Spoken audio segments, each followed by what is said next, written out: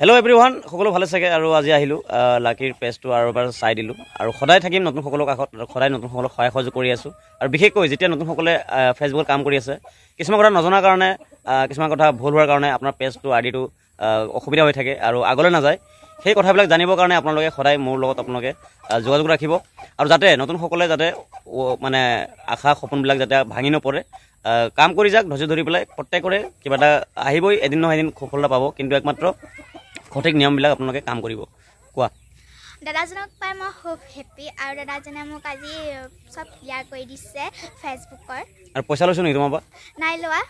বিনামূলীয়াকৈ মই কাম কৰোঁ, মই বিনামূলীয়াকৈ কাম কৰোঁ। এটকা দিব নালাগে আপোনালোকে। খালি আপোনালোকে মোক যোগাযোগ কৰিব যাতে পেজৰ যিকোনো সমস্যা, pay out setup, report problem, সমস্যা, আইডিৰ সমস্যা, আইডি হেৰাই গৈছে, আইডি বেণ্ড হৈ গৈছে, আইডিত ভিউজ নাহে, আইডিত ইনকাম নহয়, এভৰি প্ৰব্লেম এভৰিথিং আপুনি পাব। একমাত্ৰ আপোনালোকে যোগাযোগ ৰাখিব যাতে আপোনাৰ আইডিবিলাক যাতে মই যিমান পাৰোঁ চেষ্টা কৰি যাম সমাধান কৰিবলৈ। Best of luck.